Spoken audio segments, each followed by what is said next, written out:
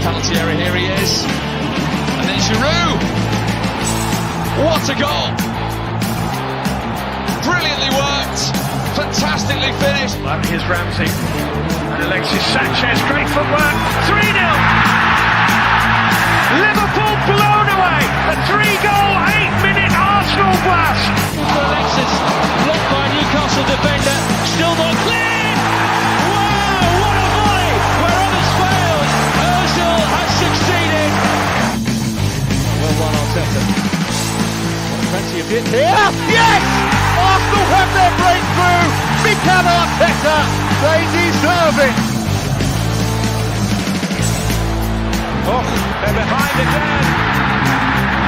It's amazing. It's Aaron Ramsey. That's the response of Arsenal. Iwobi, nicely done. Brilliantly done. Bayer in, Walcott. Sensational Arsenal goal. Is that a handball? No. Nothing the play can do. Great, what a goal! Arsenal have made it 3-0. Jack Wilshere with an absolute thunderbolt. Hello and welcome to the Clock End Talk, an Arsenal podcast. I'm your host, Tez. You get me at Gunnar Tez, you can get the show at the Clock End Talk. And I put it out there because we weren't going to do a podcast. We done one yesterday talking a bit about football and left a bit of Arsenal out. Well, a fair chunk of Arsenal because it was fucking depressing. But we've come in now. We've won this game and it's turned things around massively. I welcome in Tony. How are you, brother? Yeah, I'm good, thanks. I don't know about turn things around massively. Like, our season's still not the best. It's still going to be shit. But I guess it can put a little smile on our face. As I said to you before we started recording, I feel like we're actually going to get a lot of shit for this performance. And personally, the only reason I actually wanted to jump on was because I feel that that's what's going to happen. I feel it's unwarranted. I mean, obviously, we're going to talk more about the game in a minute, so I'm not going to go too deep into it. But yeah, I'm just here to fight off any criticism on today's performance. Criticise the season all you want, and I can't argue with the truth. But on today's performance, I'm here with a solid defence, much like a North London team I've just seen play. I've also sent a link out to anyone who wants to join us live talking. Now this is going out on YouTube, Periscope, and I've also included Facebook page today because those on Facebook were complaining they couldn't get on live yesterday. I'm only allowed 3 places, so I alternate between Twitch and Facebook to work out which is the better platform. I have no idea who this is. Wapu, how are you, brother? Doing well, guys. Doing well. That's all right, mate. It wasn't pretty, but we won the game. That's what matters the most. It does, mate. It does. And what was your thoughts on the performance, buddy? Well, I don't think we played very well, but at the end of the day, we got the 3 points. It wasn't pretty on the eyes, but I think one thing we saw from the game is that we're able to defend, which is something that we haven't done all season. The organization was there, the team stuck together, so I think that's a plus going forward. It wasn't pretty, but we got the 3 points. Yeah, mate, it is. And look, I'm stoked because I said to myself, well, Tony corrected me. I don't know if it's that turns things around that much. I'm now looking at that ladder and I'm thinking we're 55 points, Tottenham 56, Liverpool 57, West Ham 58. Now, I haven't had a chance to have a look who them teams above us have to play. So I'm still excited there though, Tony. Yeah, you're mental. Tottenham have got hard fixtures. They've got Villa, Leicester, and someone else, but then Villa are kind of just on our coattails as well. Everton are behind us now, but they've got a game in hand against Villa tomorrow. So it's like one of them. If Villa beat them, then we stay above Everton, but then Villa move closer, and then they've got Tottenham. So again, they either Tottenham extend their lead or Villa overtake us, I think. And then Liverpool have got 2 games in hand on us. So you say we're only however many points we are off them, but it's 2 games in hand. So yeah, I wouldn't be looking. This changes nothing in terms of the table. For me, it's just a one-off performance, and generally we've seen in cup competitions down the years that one-off performances is like semi-finals and finals when they've been single legs against Chelsea, Man City, etc. We can seem to manage to perform in them. You're a bloody negative Nancy, aren't you? Like, real. Not often wrong, though, am I? Mohammed, how are you, brother? You've just joined the sea. How are you, buddy? Yeah, I'm good, mate. Thanks for doing the show straight after. Big fan. Yeah, just wanted to say, I think Arteta's was a big fan of Arteta, but I don't know, he's just lost his his mojo, his baffling decisions last few games. This was a good win, but moving forward next season, I'm actually glad we're not in Europe because it's just too much going on for him. But yeah, I don't know. A lot of people saying he needs to go, but I'm still kind of thinking just give him another season. But where do you guys sit on that? This is the thing with Arteta, and look, I've copped criticism from Tony, Schwinn. You know, they're all saying now Tez is the fence sinner.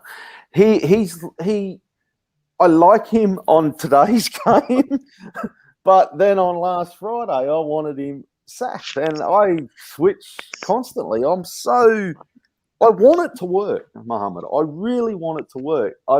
But I'm just not seeing that happen. Like, I'm honestly so split. Tony, I'll get your thoughts. Look, I wouldn't say a full season. I'd say let him get through the summer, bring in hopefully players he wants, and see where we're at Christmas. Because if we're in a similar sort of position, not only in the table but in terms of performance at Christmas, then it's going to be really hard to defend him. I fully understand the people that want him out, as I'm not one of them, but I get it. And if it happened, it wouldn't be like, oh my God, I can't fucking believe what the club have done. But I just think when you're trying to build a project, and I know people go, what project? But you can't start with someone and then keep changing because you put yourself back at square one. Also, I mean, if you look at world football in general, there's not many managers about where you'd go, okay, because you can't make another mistake. Made a mistake with Emery. If Arteta gets sacked, that becomes a second mistake. You can't get it wrong 3 times in a row. So it's a delicate one for me because it's one of them, like, I'll probably keep him, if you're asking for a percentage, like 51-49. Like 51% I keep him and give him till the first few months of next season and see what happens. In terms of Europe, yeah, I mean, we should be a better side for not being in Europe, but it has to only be 1 year. And if he doesn't get back into Europe without having Europe to play in, only the Carabao Cup until January, then you have to be doing well. The only issue we have with that, or one of the issues, is that it's going to be hard to have a big squad because we've got no games to rotate. So the way you go, you usually play the young players, not even the young players, but like your Willock, your Maitland-Niles, your Smith-Rowe this season in the Europa League to get them minutes. Where we've not got that, it's going to be really difficult to bring players through. So there is obviously some negatives of European football, and there's some advantages. We just have to make sure we make them advantages count. On that point about... I'll move over to Wapu very quickly. But just Kurnos, he's mentioned in the comment, 4th best defence in the PL, right? I mean, we haven't done well enough this season, and look, everybody does agree. Maybe a season out of Europa League, or out of Europe, he's saying. But that seems to be the going flavour, boys, is a season out. But I tell you, if a season out of Europe and then we're still lingering in 10th, there's no excuses. There is absolutely no excuses next season. Wapu, your thoughts on what Mohammed asked? Yeah, I think he is a good coach. I don't think he's that bad. He has shown in some games that he can motivate the players and put out formations. But then the biggest challenge has been some of his selections. There are games that we know their players were not performing. He's putting them in. So it's like we will take 2 steps forward, but then in the next game we're going backwards again. So he's got to change his formation. He's got to realize he's not Pep. He's learning on the job. The biggest thing with us is that we have got this rookie coach who's coming on this big team and he's pretty much learning on the job, which I think it's very unforgiving in the league we are playing. But being out of Europe is an advantage for us. We can build from there and see what happens. And you guys are right. If he doesn't cut it by Christmas, he's got to go. But so far, it looks like there's a coach in him somewhere. Mohammed, you had something else, buddy? Yeah. No, I was just going to say with the point about the youngsters not being bled in Europe or not having a chance next season, but I think they've just got to step up because there's rumours of the senior players wanting to leave. Willicks, he's done well at Newcastle. I've always liked him. I know there's a lot to brush up there, but he's getting goals and that's what you need. So if he can step up and do it for Arsenal in the league, get some goals in the Premier League, that's where they need to play. I mean, Europa League, the group games it doesn't really get interesting until you meet the big teams in the last like semis and the quarterfinals. So exactly. For me, it's kind of like a waste of time blooding the youngsters in that competition. It reminded me of Wenger when he was always using the Carabao Cup. We never got anywhere with that, those youngsters. So yeah, and with Arteta, he's on a knife edge, and I'm kind of thinking to myself, am I, a fool for kind of keeping the faith? But when I look at the season, it's just been so crazy. With first of all, he's got no kind of management support team around him. He's had to deal with that bloated squad. Think about the Ozil drama. It must have been so negative what was going on. Mustafi, Kolasinac. There was just too many like variables flying around in the air. Saka, Smith Rowe kind of saved our season, but I think his next season, he's literally can't talk his way out of it anywhere. He needs to be pushing top four. So I agree with you. No excuses next season, but I still feel like he's there's just been a crazy season for him, especially as a rookie manager, like the brother just said just a minute ago. And Wapu. Sorry, mate, I had your name there, and it's an awesome name, Wapu. He joined us. He's dropped out and headed off to do other things. Tony, the problem for me here is, look, and maybe I shouldn't. I look at Tuchel at Chelsea, and he's taken, and I know they lost today, right? But let's be fair.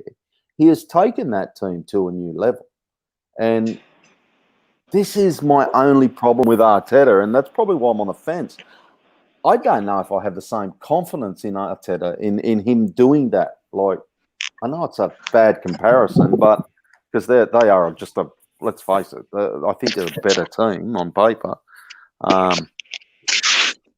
Does it come down to the manager? Look, I mean, I don't think anyone expects Arteta to come in and be Tuchel, a guy he's won leagues in France. Did he win the league in Germany? He's been to the Champions League final. Like that's what you're getting. And as well, we spoke yesterday in length at how if you go, I think the Chelsea squad's better, and if you go player for player, there's probably not too many Arsenal players that get in the team. On the flip side of that, and I know, look, today's a one-off game, and I'm not saying we're better than them or Arteta's better than Tuchel, but if this happened the other way around, you'd be fucking having a massive wank on your fence going, oh, that manager done Arteta. Like, every time we've lost this season, you've gone, whoever the manager's done Arteta there. Like, so it's funny I'm not hearing any of that today. Like, and again, I'm not trying to big Arteta up at all. All season, every time we lose, it's like, oh, Dyche has done Arteta.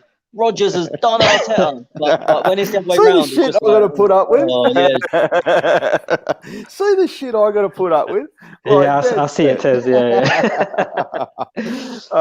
he's been outsmarted, outcoached most of this fucking season. Okay, and you bring it up every time, yes? Yes, I have.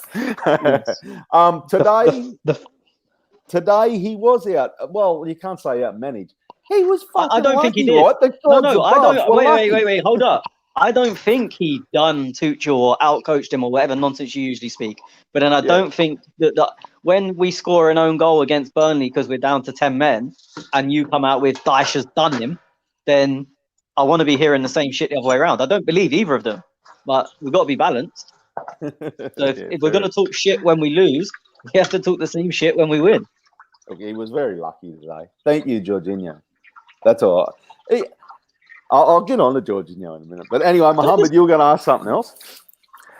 Yeah, I can't even remember to be honest. It's just I think I was going to say with in a way I was kind of dreading the second leg of the Villarreal game, like just watching, or not even watching, but Man United smashing goals for fun against Roma. I was kind of thinking in a way, it's better to be out in the semis than to get smashed in the final by United. But he's actually got when you're talking about records against managers, he's actually got a decent record against Ole.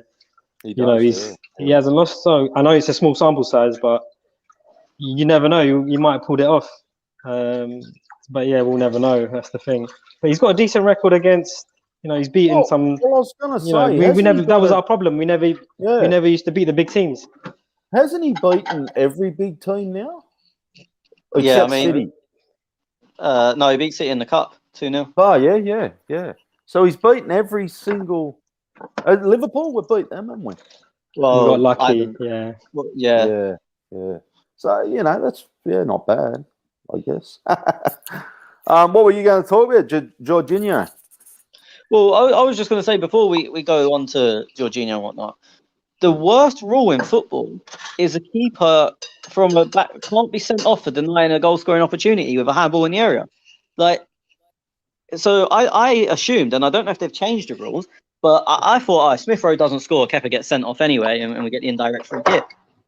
It's just an indirect free kick and no punishment. If that's not denying an obvious goal scoring opportunity when he literally handballs the ball on the line, I don't know what is.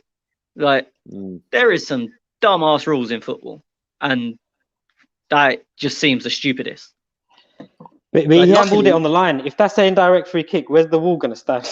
No, so the ball goes... I didn't know this. The ball goes on the 6-yard box, like a goal kick, and then the wall stands on the line. Okay. It's the same as... I know, like, if a defender gets fouled in the 6-yard box, they can take it anywhere in the 6-yard box. But I didn't know that for an attacking free kick. It was just people were, like, going through the rules at half-time. Because I was like... As I said, I thought, it's an obvious red card. I knew it was an indirect free kick. But apparently, a keeper can't be sent off for anything to do with a back pass. There you go. I think they make them up as they go along. That's it. If that was Leno, he'd have been off. Actually, to be fair, he was pretty good today. He had. I felt he had a pretty good game. There was some balls heading that way, and I'm thinking, oh fuck, you know what I mean? Like, he just gives me them vibes, Leno. Like, I think. No. I mean, everyone that listens knows I can't stand him, and I think look, he done okay, but where they hit the bar twice, I thought the first save he made a massive mistake. I thought he should be putting that ball over quite comfortably, and he's tipped it onto the bar, and then obviously Giroud's hit the bar again. But I thought the first save was really poor, and he had one in the first half from Mount, which wasn't a good effort. And Leno does what he does, and he spilt it just in front of him, and luckily it went between two Chelsea players. I can't remember who it was, Havertz and someone, and then fell to our players to clear. Look, I can't say he's bad. The guy kept the clean sheet. So I'm not going to say he's bad, but I didn't think he was good. But I know he'll get credit for them saves when, for me, they weren't. He didn't do what he should have done. There was also, I was watching him because we all know he refuses to come out from corners, and I was watching him when they had outswingers. His starting position was like 2-3 yards out, and I was like, yes, good, he's going to come for the ball. And then they had one where they basically headed it on the 6-yard box, and Leno was on his line. So then the next corner, I watched him, and he starts 3 yards out, but his first step before the ball's even been kicked is going backwards. He goes back to his line. So it's kind of like, well, just stay on your line. The Havertz miss in the first half was fucking lucky. We would have been crucifying everybody. Like, that's a classic Lacazette. It really, like that, that things like that went our way. And basically today, a lot went our way. Really, a lot went our way. You that's said, the thing. I don't feel like that. I don't really feel like we rode our luck. Look, that chance, he should score 100%. Yeah. But, I mean, they're only in the second half. The only shot they had on target that was a legitimate one, like we're not counting the goal because it was 100 yards offside. The only legitimate shot before the double save onto the bar that I just mentioned was Pulisic's one on the stretch that any one of us would have saved. Yeah. Like, I always say the reason I hate shots on target stats is because for me, a shot on target should be something that the fucking common bloke wouldn't save. Like, I hate it when it p-rolls towards the goal and the keeper picks it up with one hand and they go, "Oh, it's a shot on target." It's nonsense. But I don't feel like we rode our luck really. As I said, apart from that Havertz miss, and it was 8 minutes into the game or something. The whole 6 minutes of extra time at the end, well, the injury time, like I am sitting there, like, is it get longer and longer? 6 minutes, it just felt like forever. Like, I'm like, fuck, 6 minutes, really? Yeah. Played 7.5 as well. Yeah, fuck. I'm gonna look. Obviously, this is going to go out to all you people on the podcast later because I know time zones fuck a lot of people up. It's only like early in the morning, Australia, so late in the UK. So I'm gonna get thoughts, boys, on lineups and things, and we'll do a bit of a review.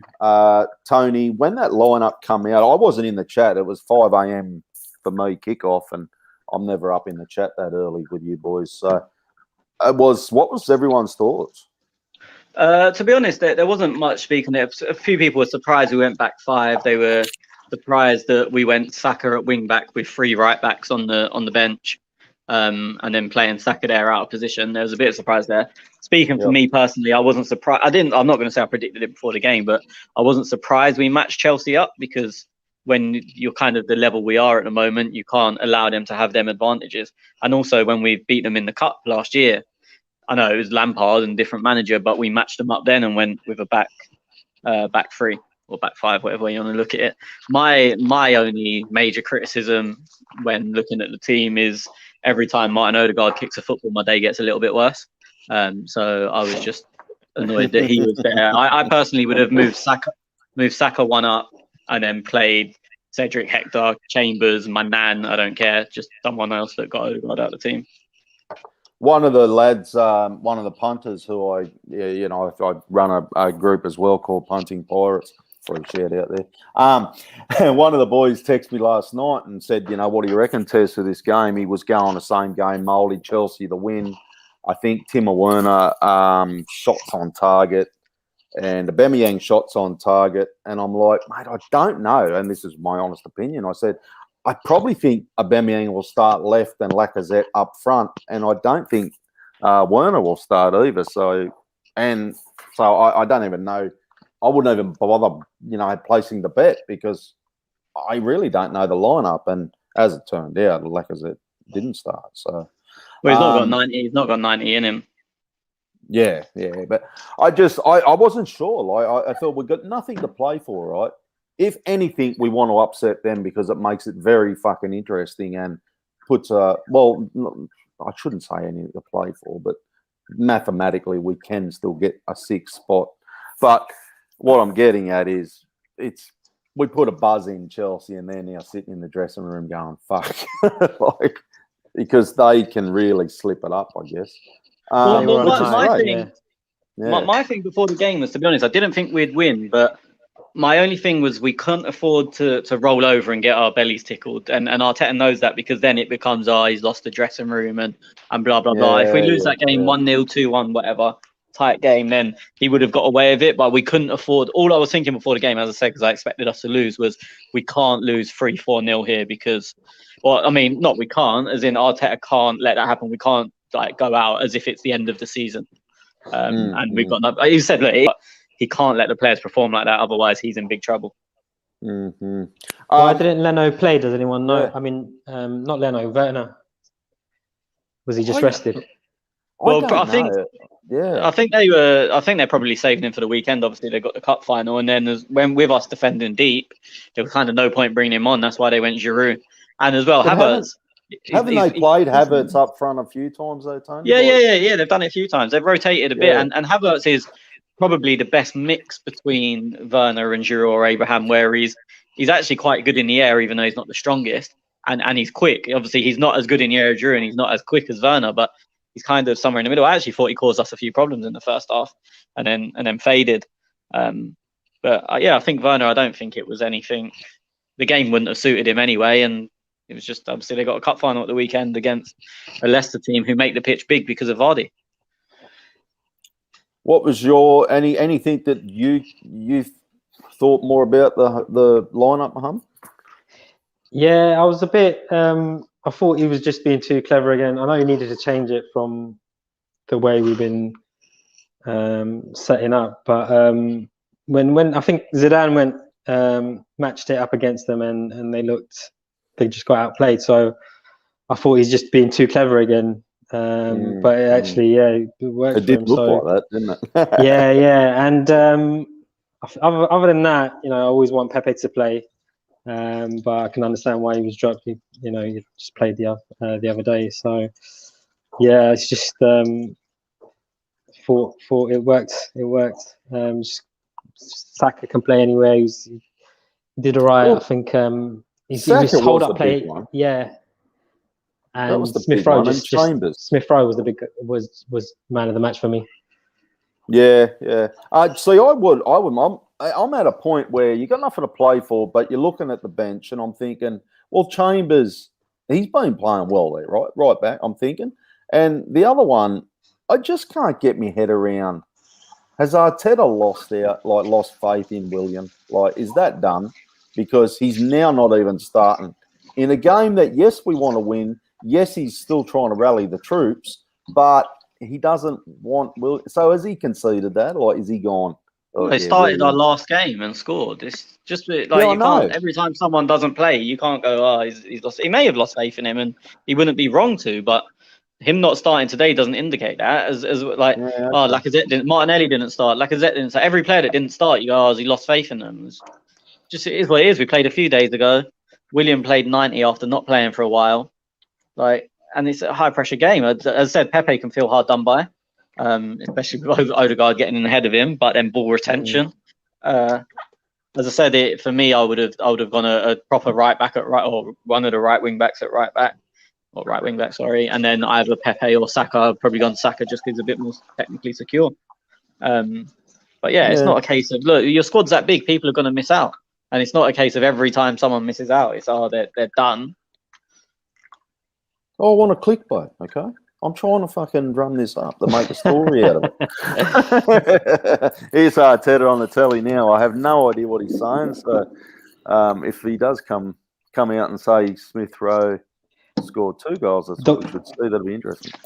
The one that's weird is Cedric, because that's kind of unexplainable. Where he must have just pissed him off.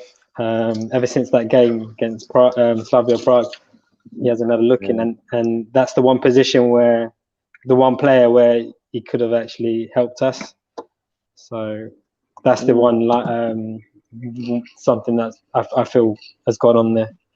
Yeah, it's a weird one. That I completely agree with you. It's like out of nowhere, he was doing really well at right back, moved him to left back, didn't do too well. Okay, that's no real surprise. It's not his natural position. And then he made that mistake against Prague, which, to be fair for me, I remember at the time, it wasn't like a horrific mistake. It led to a corner, which led to a goal. It's not even like a direct, not like a Jorginho mistake today. And then since then, he's been frozen out completely.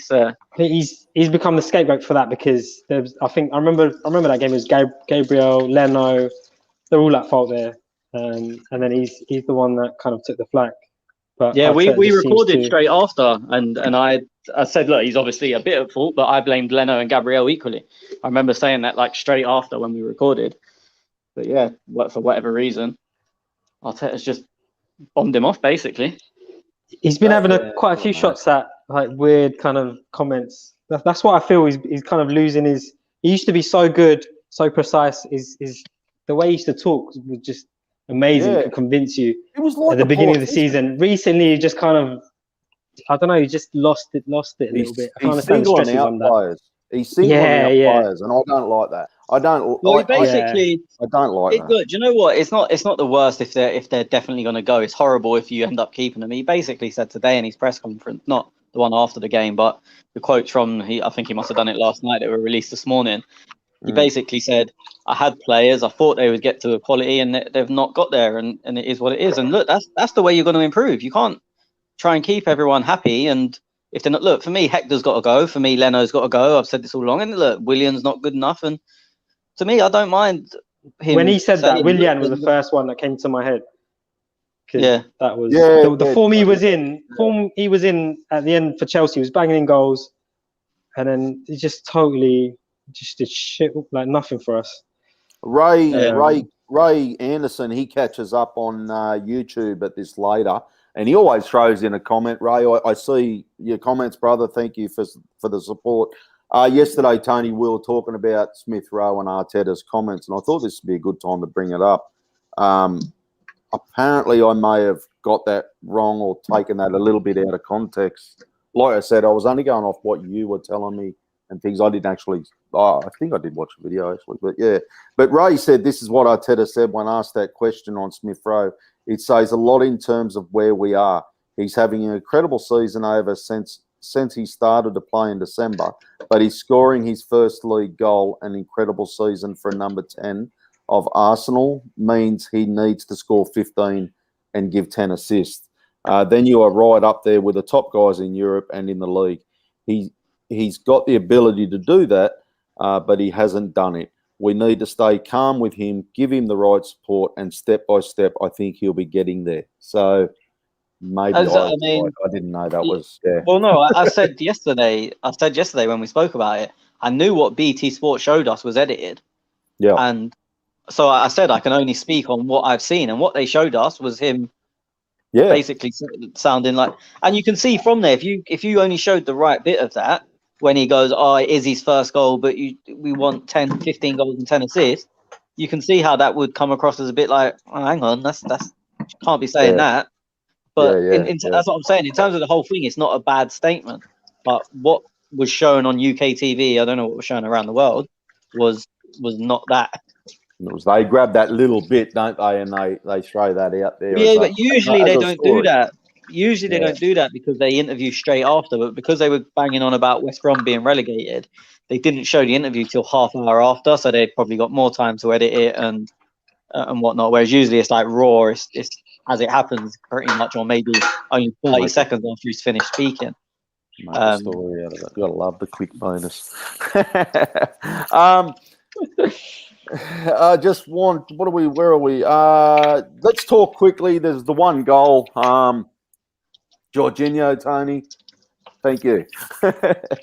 It's actually, I thought we pressed quite intelligently today, and I know people listening to this go, "What are you on about? We didn't press," but we pressed at certain times, and we knew when to go and when to not, which is good decision making. Whoever called it, because usually with a press, it'll be one player who's usually sitting quite deep, calls it, and then everyone goes, but you don't do it all the time.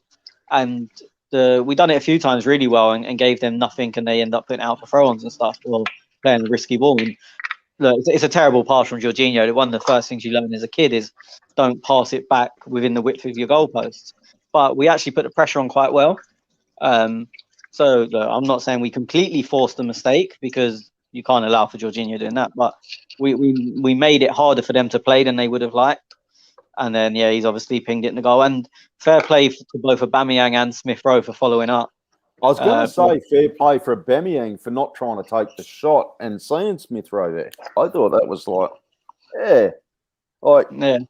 was impressed. I'll be honest. I was impressed when I seen him go back, because that's a spare of the moment thing, like a reflect ball and it comes back, and then you're like, your instinct, I guess, as a striker, would be take a shot. But he was like, there's Smith Rowe, bang. Yeah, he done well, and Smith Rowe got lucky, to be fair. And I just before we started recording, I was watching his interview. I had to pause it halfway through, but they asked him, and he said, yeah, it was lucky. They said it must have felt like ages before it went in, even though he was only 6 yards out. And he said, look, yeah, it happens. It was a bit lucky, but as I said, they both followed up. They both done really well, and you make your own luck. As I said, we made our luck with the press, which got us into the position, and then by following up, we made our own luck, which put the ball in the goal, basically. Your thoughts on it, Ma? Yeah, it was. It just reminded me a lot of the Liverpool goal at the Emirates last season. The goal we got against Liverpool. It was kind of we were on the back foot, and then all of a sudden, it was a mistake at the back from pressing from our press, and we got the goal. And I thought Oba, led the line pretty well. It was a tough ask, but it was an outlet. and I think he done a bit like if we would have played Lacazette, I could see us struggling big time. But he, yeah, it was a good goal. I think it was more down to it just really like had a flashback of that Liverpool game, and then even the way the game played out, we just sat behind the, just kind of played on the counter. But Arteta's kind of that press kind of worked for him there pretty well. That's all I can say. Those in the chat, Kez, I just want to add on to that point, because Aubameyang won't get any credit for today. I completely agree with what Mohammed just said. I thought in terms of leading the line, early on he looked really sharp running in behind, and Thiago Silva was struggling. And then his hold-up play was half decent in the second half, winning flick-ons from goal kicks and stuff. They might not have come to anything, but he was actually challenging and winning them. Whereas we've seen in time gone by, he's not sort of interested in that. I thought it's one of them games he'll never get any credit for. He didn't score. I know he got an assist, but people will come out of that, and I wouldn't be surprised if we hear the usual, Aubameyang done nothing again. But I thought he had a really good game, and one of my mates messaged me, who also goes to games with me, messaged me at the final whistle, and he said the same thing. And when I was watching it, I was thinking I might be one of the only people that thinks he's had a good game here. But as I said, my mate messaged me straight away, and now Mohammed said it. So I think it is important we highlight that, because we're very quick to hammer him when he doesn't do them things. He doesn't run the channels. He doesn't win the flick-ons. And when he does, you've got to give him credit for it. It's because we don't see him do the role that often. But it was refreshing to see, you can actually appreciate it, because what we've been used to is just not good enough, to be honest, this season. But yeah, I thought he did really well. And in the second half, there were patches. We were getting into the game down that left-hand side. Almost it was that period where I thought we could get a second goal here, when I think Giroud came on, Bellerin came on, and we looked good for a bit. But he was right in the thick of that as well, with the one-touch layoffs, make himself available. Smith Rowe on the turn, he was looking good then. Did you see his face when he came off? He didn't look happy. He looked fuming. He didn't shake anyone's hands either. And I don't know, Tez, I don't know if about Optus or whoever you was watching on. Sky Sports kept focusing on it. They were trying to make a big deal out of it, and I was like, fuck off. He's unhappy to be subbed off, and he's probably fucked. Yeah. But the Sky punditry team tonight was a joke. As I said, they kept trying to focus on the Aubameyang and making a big deal out of it. There was a time where the game was going on. We're in the 85th minute, and they've just got the camera on Aubameyang. I'm like, fuck off! I want to watch the game. And who do you have? Who do you have? We had Alan Smith, who, although he's ex-Arsenal, you wouldn't fucking know it. There was a point in the first 10 minutes of the second half, where he was begging for Chelsea to get a penalty. Every time they even looked at our area, he was like, well, could be a foul. And he couldn't stop. And even the disallowed goal, I thought, I was watching it and I was like, that's well offside. Miles offside. Yeah, but then when there was no real reaction. So our defenders put their arms up, but they didn't seem too convinced. I was like, oh, maybe I'm wrong. And I'm sure Alan Smith ran down the commentary gantry with doing a knee slide. He celebrated the goal. The punditry was horrible today. And then but then saying that, when Partey went down and dived in the last minute, he went, that could have been a penalty as well. So maybe Alan Smith just loves penalties. we have variety. He's good. He's honest too, and I like him. Right? He's really good. Do you know the problem, and Liverpool fans moan about it a lot, that when you're so connected with a club like Alan Smith was with us, they try and stop being biased and they go way too far the other way. Yeah. Liverpool fans moan about it with Carragher all the time. They basically say, because when Carragher first started, he used to actually celebrate Liverpool goals. He was like a fan. Yeah. It was a joke. And then obviously I think someone at Sky must have said to him, look, you're here to be a impartial commentator, blah, blah, blah. And now Liverpool fans all moan that he's literally just gone the complete other way.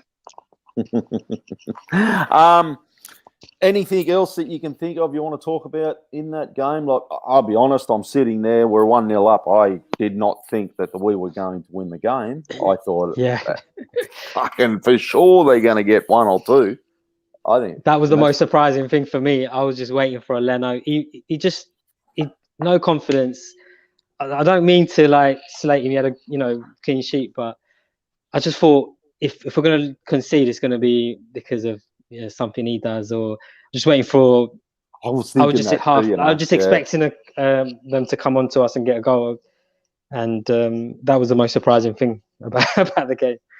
I don't want to ride Pablo off too much. I don't. I like Pablo, right? But that mistake that he made for Havertz, and you'd expect Havertz to bury that in the back of the net, like I would expect most strikers to. Like, we got off. That was very lucky, but that was a shocking mistake by Pablo as well. Like, Yeah, I mean, I thought he had a good game apart from that. Gabriel had some shocking moments as well, and I thought Holding was pretty solid. He's the only one who can say he didn't really make a mistake.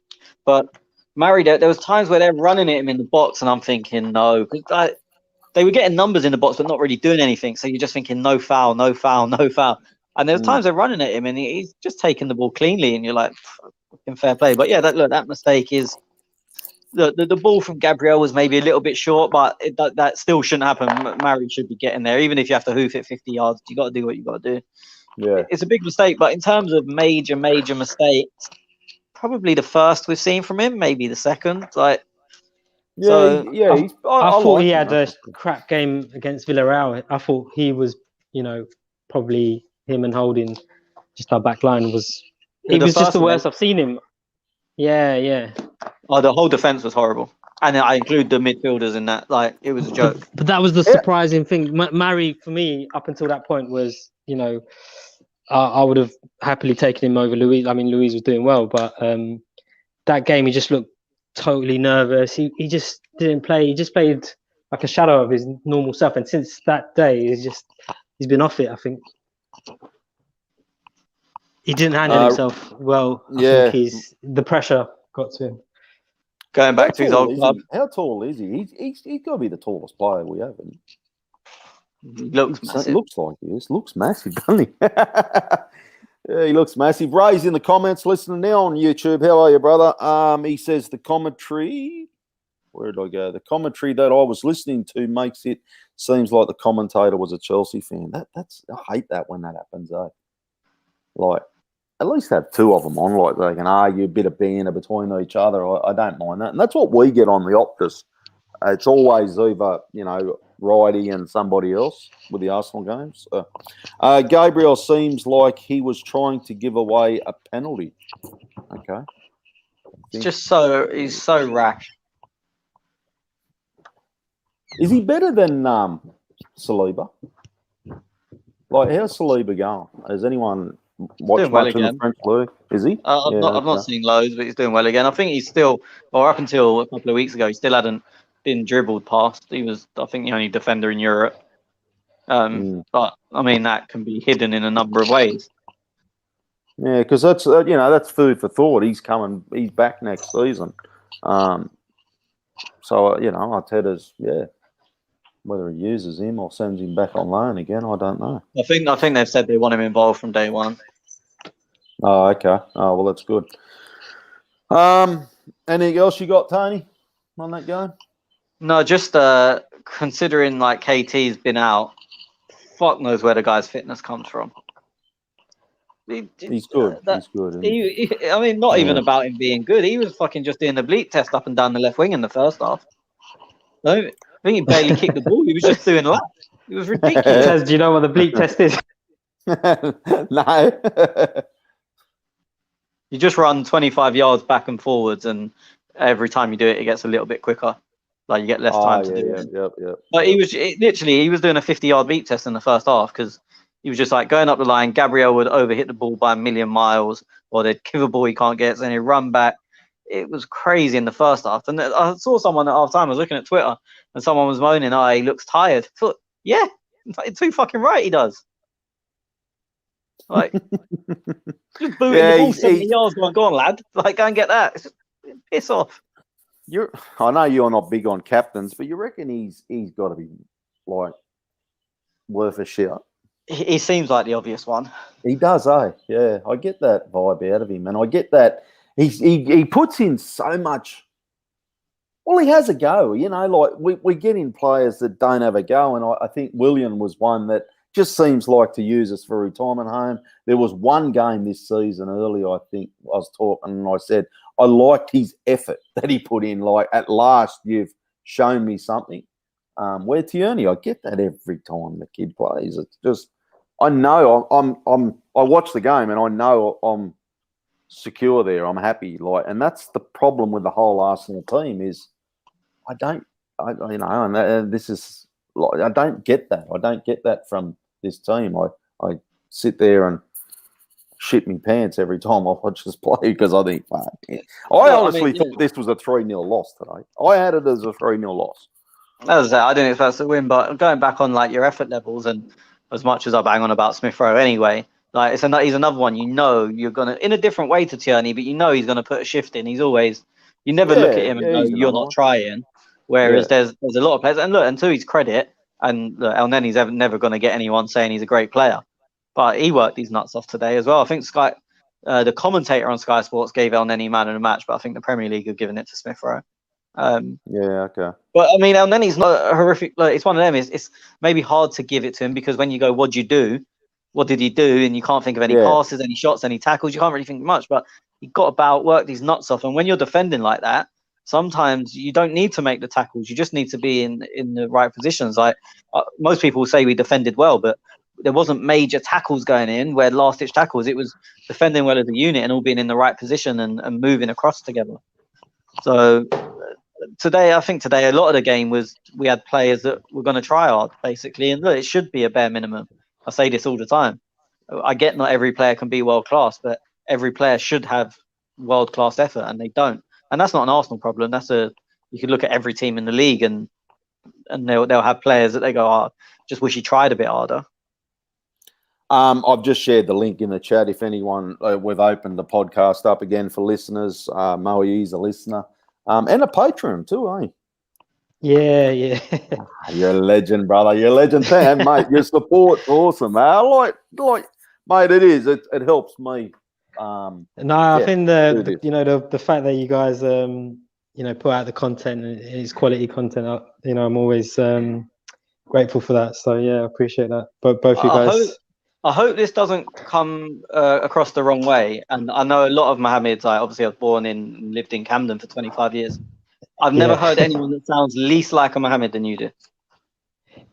Like, I don't know what Mohammed sounds like, but yeah. No. You get all sorts. It is probably the most common. I mean, it's especially in Camden. You get lots of different communities. I'm Bangladeshi, but you can get just loads of different ethnic backgrounds. But I'm born in Camden, not far from the Arsenal, but it's like listening to you guys. I think in terms of podcasts, you guys are up there. Cheers, mate. Cheers. And we try and make it fun and enjoyable as well. I'm hiding my head. If I was on camera, I was literally covering my face up as Tony said that because I did cringe. Fucking hell, Tony, trust you. That's why Schwinn's not here. You've ran him clean out of town. Ray, I don't know if you guys mentioned it, but what did you think of Aubameyang's reaction on the bench? See, Ray must have had the UK feed.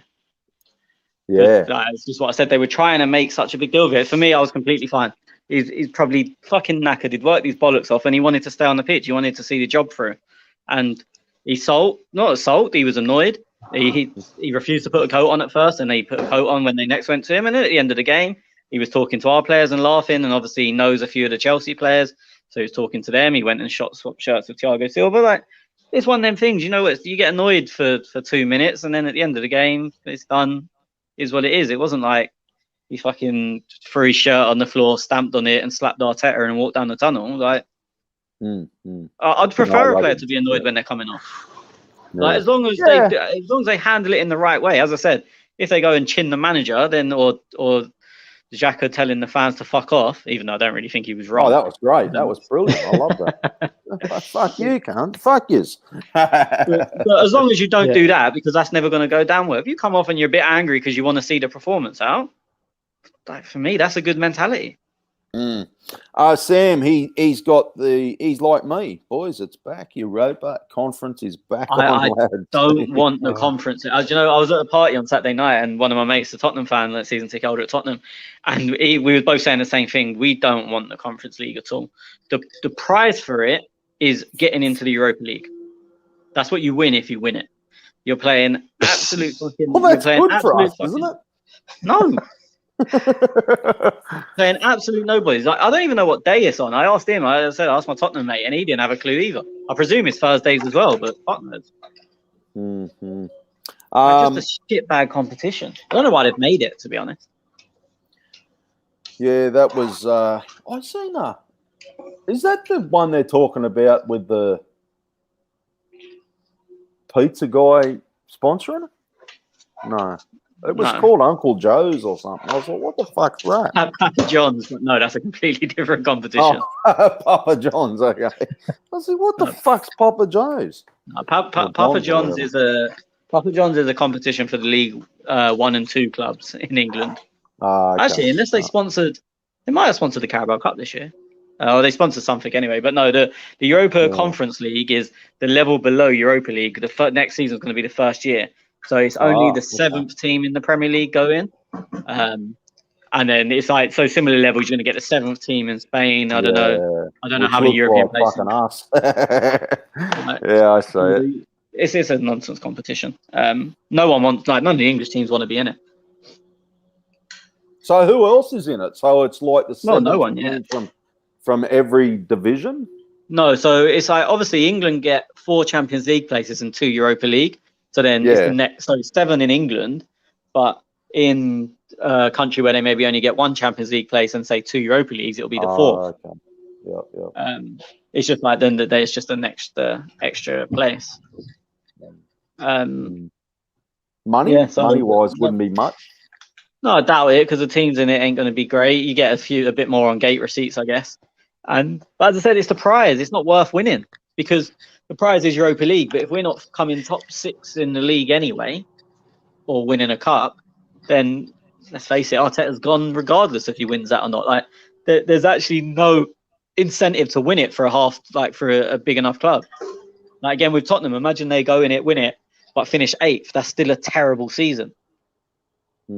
So the prize is not worth the effort. So and obviously, look, you boys are a lot more connected than us global fans.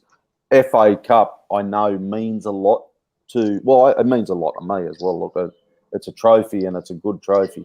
That's not even on par with this new one. Like, no, I mean, it's only been invented this season. Like, the FA Cup is the FA Cup because of the history.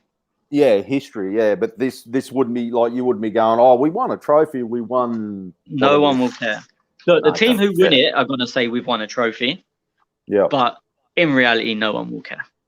Yeah. Okay. And it's not even really one that would save a manager his job like the FA Cup. No, because as I said, the prize is getting into Europa League, and if you're not coming top 6 in the division or top 7, then you should be getting into the Europa League anyway. It's like, look, let's be honest. 5 years ago, no one cared about the Europa League. It was only because they introduced the Champions League place that now people actually care about it. So this is like one step worse than that. Fucking hell. Yeah, I've seen it, but I wasn't sure it was this. Like, I wasn't sure it was happening. So okay, yeah. Well, do you know what will be interesting though? Because obviously in 2024 they're introducing the 2 teams getting the Champions League based on their coefficient. So UEFA have today said if Barcelona, Real Madrid, and Juventus don't leave the Super League, they're going to ban them from Europe for 2 years. Obviously, Juventus, that's not going to be much of a hassle. Real Madrid and Barcelona, will the 2 spaces go down the league in Spain, or will they go to coefficient? If they go to coefficient, we get in the Champions League. It feels like a default, doesn't it? I mean, it will never happen. It will never ever happen. But it's just like when you show the way that UEFA are planning to do things. If they're going down the coefficient route, as I said, I mean, Real Madrid, Barcelona, Juventus would be stupid to not leave the Super League. So there's nothing. What's left? They're going to play each other 100 times a season. Yeah, that's right. Yeah. It'd be shit. No, it's going to be it's going to be interesting to see what happens. But yeah, I think at the end of the day, we'll be sitting here next year. It'll be all still the same. Just so chipping in on the sorry, Tez, just chipping in on the Yeah. conference thing. It just seems like it will probably do more damage to our status to actually be in that competition than to, given the kind of level of all the other clubs, it'll probably do more damage for just the reputation of Arsenal to be in there competing. Yeah. Just rather be out of it altogether. I agree. The only slight thing, as I said, I've just said how shit it is for 10 minutes. The only thing that makes me think it might somewhat be worthwhile, and I don't really think this, is that, as I said, in 2024 we're going on coefficient, and ours is high. Oh, yeah. If you go in the Conference League and win it, obviously your coefficient is going to go down because you're in the Conference League, but it's obviously better than being in nothing. As I said, that's not worth it because by that time we should be qualifying for the Champions League anyway. But you always want to keep your coefficient up as a bit of a security blanket, but that alone is not enough reason to being in the Conference League. Hey, since Even we it's just a shit name. Conference League, yeah, it is. It actually sounds like the Papa John's kind of version. It probably is that. Continental. The Papa John's or some energy drink will come in and it'll be sponsors, and that's what it'll be all about. Well, UEFA don't. So they do have sponsors, like it's Gazprom and Hankook. The Champions League and Europa League, but they don't change the name. So it'll always be the Champions League, but it's the Champions League sponsored by Gazprom. It's not like same as the FA Cup. It's always the FA Cup. Whereas with the League Cup, that changes. So in my lifetime, it's been the Milk Cup, the Carling Cup, the Coca-Cola Cup, the Carabao Cup, probably a few other drinks that I can't remember cup. But with the Premier competitions, the ones that actually matter, Champions League, Europa, the status is the name, the thing you want to win is the Champions League, not the Gazprom. Yeah, that's right. Yeah. Sam says, "Come on, Spurs they won't win it." Poor old Tottenham. Boys, I'm going to do a quick 3-2-1 for today's game. Mohammed, you might as well jump in on this as well, buddy. And Jack, he's thereabouts somewhere, I don't know, in the world, but he was doing uni yesterday. So, yeah, he's recording this, I hope. So, Tony, 3-2-1. Smith Rowe comfortably free. Match winner, worked his bollocks off, done most things going forward. I actually think it's quite difficult on the others because it was more of a unit than anything else. I'll go KT2, nothing really beaten down that side. He looked a threat going forward, worked his bollocks off. 1, between Holding and El Neni, and I think probably El Neni, he was involved in the press, whereas Holding done nothing wrong. But he was just, El Neni was involved basically defending in all parts of the pitch, on the edge of our area, on the edge of their area. Whereas Holding, by nature, by the end of his job, he was only sort of in our area. So, I think that's a pretty decent 3-2-1. Yep. Mohammed? I'll give 3 to Smith Rowe, 2 to Oba, and between KT and El Neni, but I'll give it to El Neni just because I think KT's not at the level that we're expecting. It's not his fault. It's just obviously coming back from injury. But Oba. I think without Oba, it would have been a different game. If it was Laka, I would have been struggling to kind of be a threat. I think so. Yeah, I'll give the 2 to Oba. But Smith Rowe was head and shoulders best player on the pitch for us anyway. I'm going to go Smith Rowe. Tierney, I just like watching this play. I really do. And I always feel, I said before, I always feel comfortable left back. I'm happy. Left wing back or wherever, I'm happy. I'm like, yeah, sweet. I have to say El Neni. I don't think I've said El Neni all season. I still look at El Neni and think, you're only El Neni. But credit where credit's due. He was there and he had a good game. Like, did he do this? Game suits him. It does, yeah. That's right. It. Yep. I have to say, and people know I'm a Granite fan, but if Granite was there, I probably think I think El Neni's a bit defensively more structured than Granite. Like, he can turn. He covers more ground. Yeah. So shout out where it's due, El Neni. Had Aubameyang got a goal, I would have said obviously Aubameyang as well there. I still think that little assist was back to Smith Rowe, it's credit where credit's due, like, because you may expect it from a multi-millionaire player, but I'm like, that's a reaction, bang, straight up. Like, you actually, most I would think would try and go for a shot or something like that. So I thought that was really good little piece from him. I just found it hard. I mean, look, Smith Rowe was so obvious you had to give it to him, but apart from that, I thought Aubameyang played really well, but I found it hard to give points to an attacking player in a game where it was the defense that won the game, or the defending that won the game. As I said, I thought Aubameyang played well. It's just, as I said, in a defensive game, it's like if you go and win a game 4-0, you don't give it to a defender for keeping a clean sheet. Yep. You could, I'll be honest, you could even in this game, and I know we don't like him or rate him too much, but you could even say Leno, because let's face it, like, well, he did his job. Yeah, but that's not enough. That's enough to say okay, but that's not enough to go, oh, he's a star performer. He was just about like that like Tony was saying when he that first save onto the crossbar, it should have been comfortably better positioning. It wouldn't have even been an issue.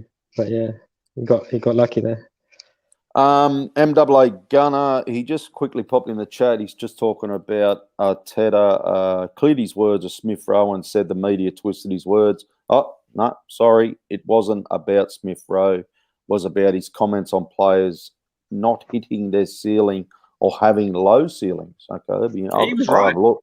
Yeah, I'll have a look later because that's interesting. Yeah, I've paused my TV, but it only pauses for an hour. So if you've heard any noise in the background just now, because we've been on here an hour. Yeah. No, that's interesting. I'll have a listen to that. Okay, boys. Thank you, everybody. Thanks, Mohammed, for joining us, buddy. Yeah, thanks for having me on. Cheers. Nah, it's been a pleasure, mate. No, thanks for the support. Thanks for listening. Thank you, everybody, for downloading. You can get us at The Clock and Talk. You can get me at Gunatez. Tony's usually on the Clock and Talk account as well. So cheers, Tony, and we'll speak again next week, brother. Cheers. See ya. Good night. Goodbye.